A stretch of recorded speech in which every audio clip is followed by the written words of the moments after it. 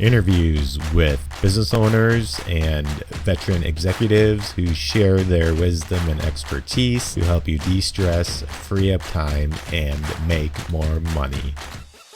Profits of IT.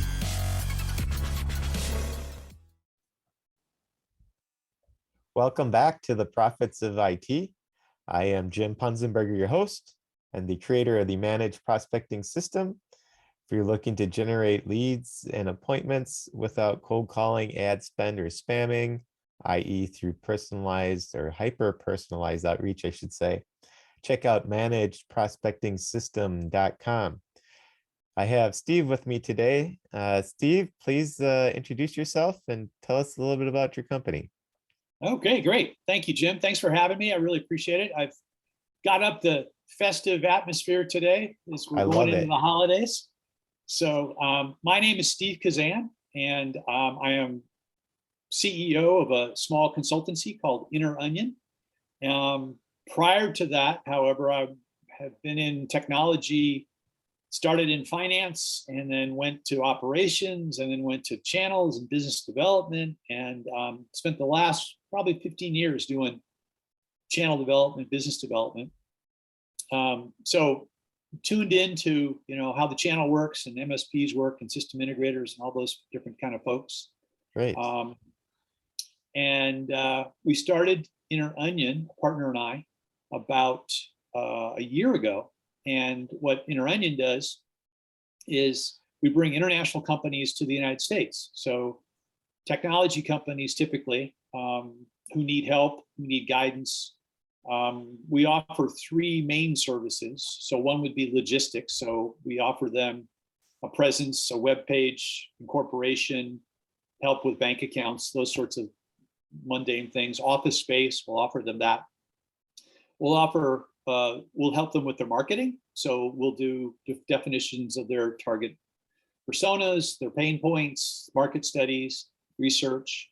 And then lastly, sales. So what you were just talking about as far as lead generation and automating that whole process, that's a big new world out there with lots of new technologies going on. So that's definitely something that you and I should work together going forward with.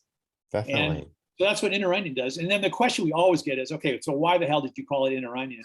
Yeah, that's like that was on the top of my mind too. So my partner came up with this, and one of our first clients was asking about how we do work, and part of what we do is research. And so to understand the client companies and their technologies, we got to peel back the layers. We got to get deeper and deeper and peel back the layers. So that's kind of how Inner Onion came to be, was peeling back the layers of a market or a business or a process to understand really deeply, what's going on. So when he mentioned that to me, the first thing I thought of was Shrek, because ogres have layers.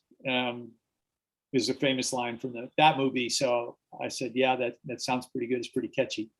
And it's sort of funny because now when I listen to podcasts, there are references to onions and layers. And so I think, hey, that's just like us. Got it. So Steve, what's something interesting about yourself outside of work? Oh, Lord. It looks like you like Christmas, so that might be something that's interesting. Yeah, I mean, we definitely like to have, a good time and enjoy ourselves. My main things outside of work is I like to garden. I like to grow things. I grow lots of vegetables and fruits in my tiny little backyard. You grow onions? I do not grow onions this year, but maybe next season. Yes. Well, I grow blueberries and raspberries and apples and oranges and avocados, just some of the things that we grow, and huge pumpkins. So we try to grow big old pumpkins.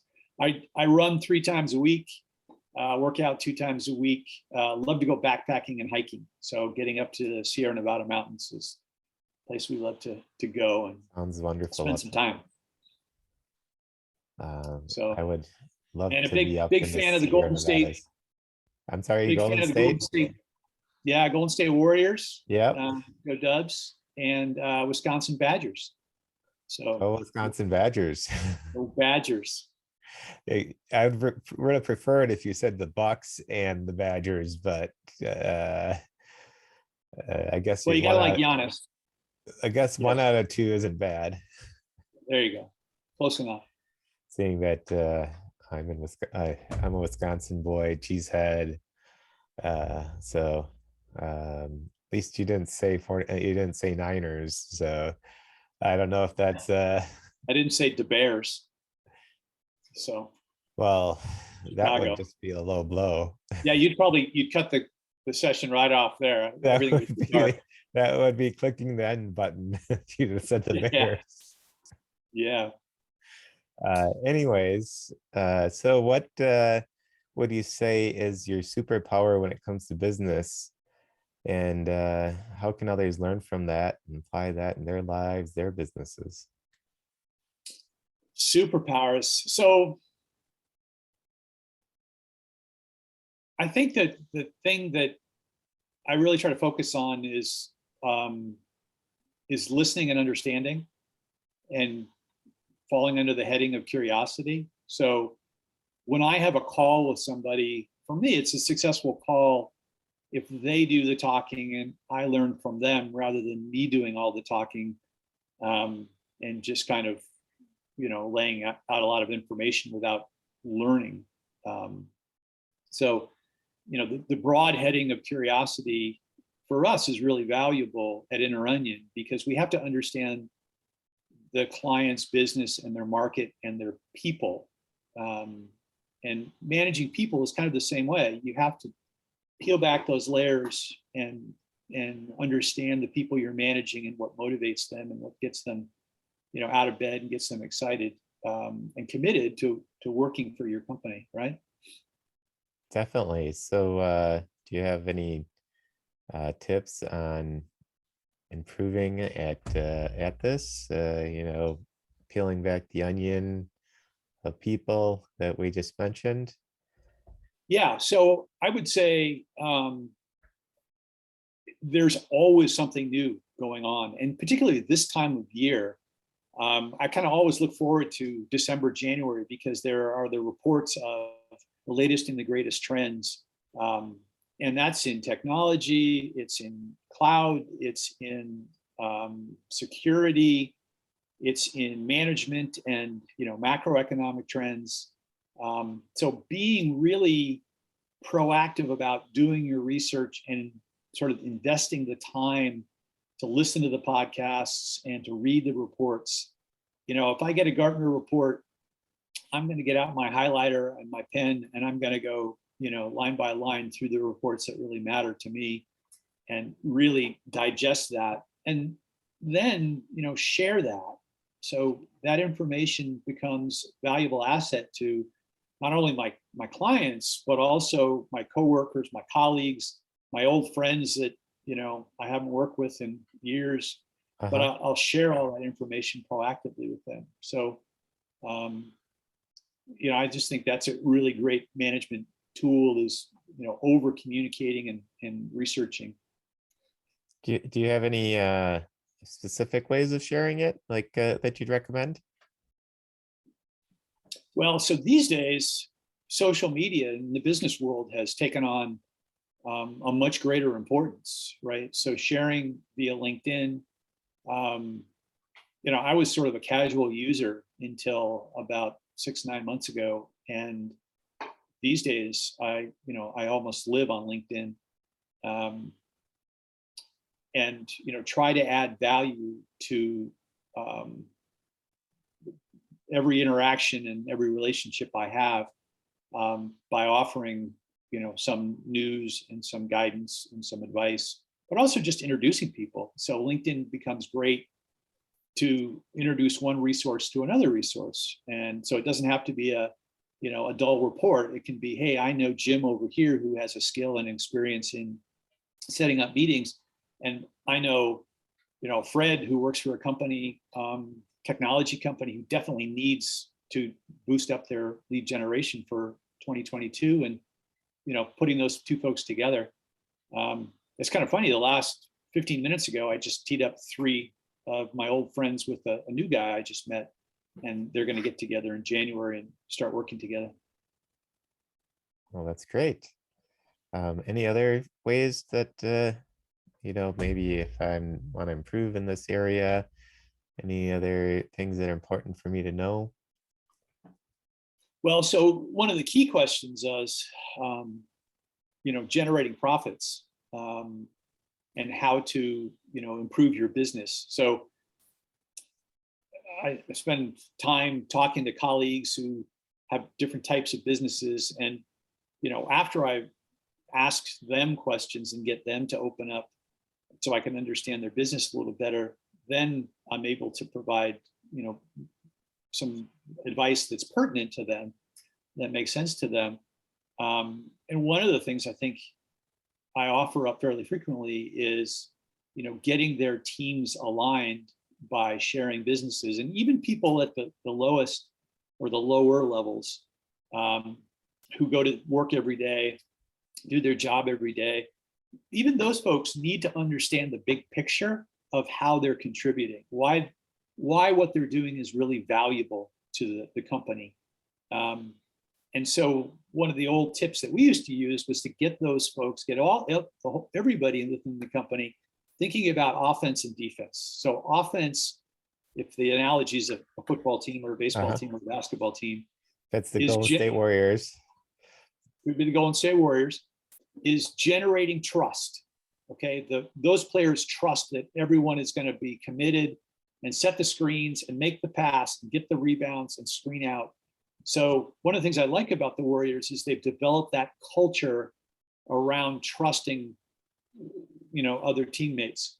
It doesn't mean that everybody's going to make the team. People get cut, people come and go, but when you're on the court, you definitely have to, have that trust. And so I think that concept within a business is really important. If you are able to generate that, foster that, propagate that, like growing it in a garden, then it'll take care of a lot of, problems and build that cohesivity and teamwork. If you're in an environment, a business where there is lack of trust, and I've been in those in my career, where management doesn't have the trust of employees, then you'll have the opposite effect, right? You'll have to definitely work at communicating with your employees and getting them to trust you, right? And trust the clients. So, and then defense is cost cutting. So going to the employees and saying, think about ways to generate revenue on offense, and think about ways to be more efficient in your business. And, that's where the defense comes into play. And so it's kind of a simple concept, offense and defense, but it gets everybody thinking, okay, so how can I do my job better? How can I generate more leads, generate more wins? Or how can I be more efficient? How can I cut some costs, reduce travel, or, an expense that doesn't really add directly to the bottom line? And that's, it's been helpful for me in the past. Got it. Any other thoughts on this?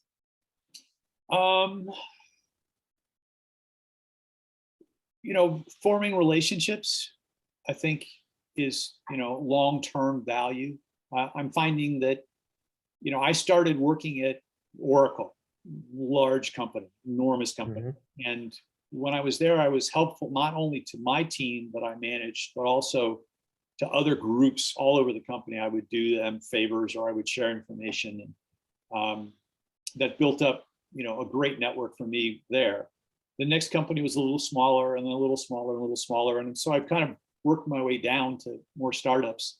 But one of the things that has been important is creating those relationships, and then being able to go back to those individuals and ask them questions. So for me, I can have one mentor, or I can have 20 mentors. So I typically will have a technology mentor. Thank you for tuning in to the Profits of IT. Please smash that like button, subscribe, and share. Understands the technology cold, who's willing to, spend some time and invest some time with me.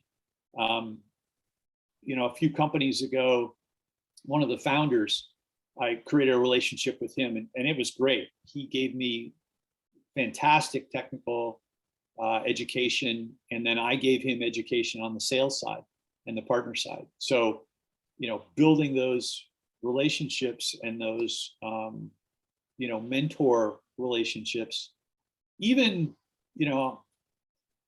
late in my career, I still look at all kinds of people as people I can interview, people I can converse with, reach out to, and even, strangers, a friend of a friend.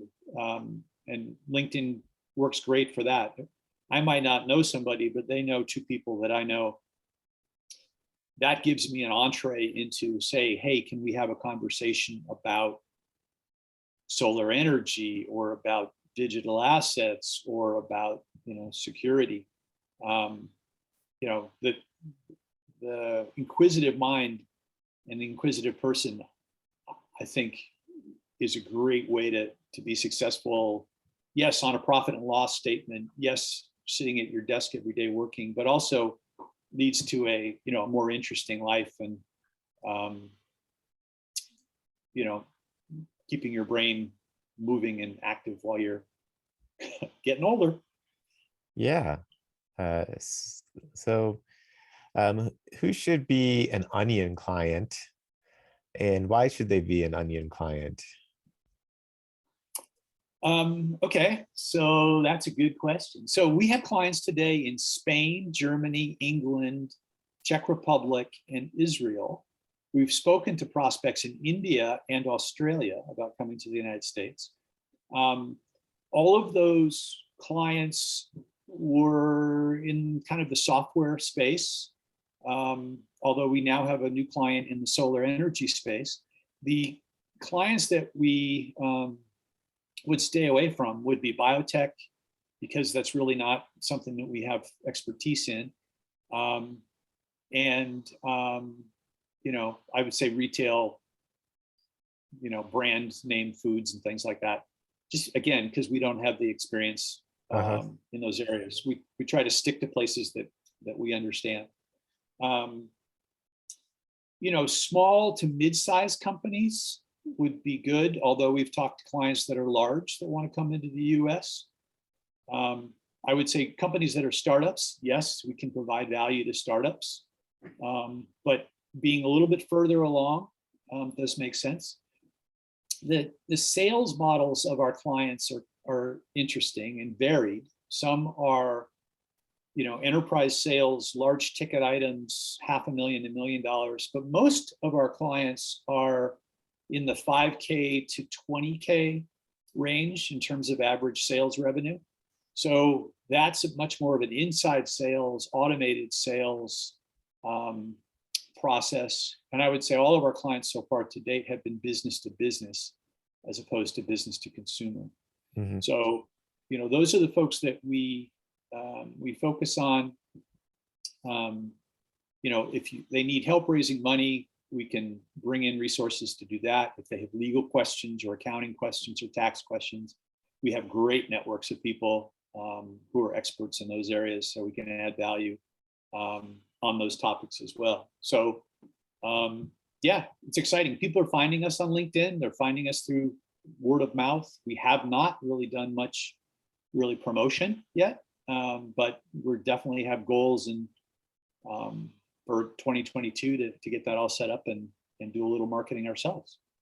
Great. And if somebody wanted to get a hold of you, what would be the best way of getting hold of you? Well, I can do it this way. Show everybody. There you go. There we go. It's hard to read with the Christmas lights, but. So the best way to get a hold of me is Steve Kazan at inneronion.com. So one word, inneronion.com. Or look me up on LinkedIn. So I'm on LinkedIn all the time. And if you connect me on LinkedIn, I'll connect you with other folks on LinkedIn. And that's a great way to get a hold of me. So look up Steve Kazan. Yep, Kazan at InnerOnion or on LinkedIn. Great. Well, thank you for your time here today. Jim, And thanks so much for the opportunity. It was great to talk to you. Great to meet you, get to know you, and talk to your audience. Very excited about working with all kinds of people. Sometimes they're a fit for us, and sometimes they're not. But we're happy to have conversations. Online, via email, in the airport, wherever it happens to be. wherever it happens, in a French coffee shop. French coffee shop. Great. Well, thank you again. And until next time on the Profits of IT, I am Jim Punzenberger, your host and the creator of the Managed Prospecting System. If you're looking to generate leads and appointments through hyper-personalized outreach, check out managedprospectingsystem.com.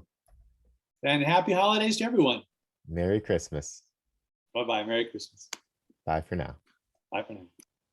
Thank you for tuning in to the Profits of IT.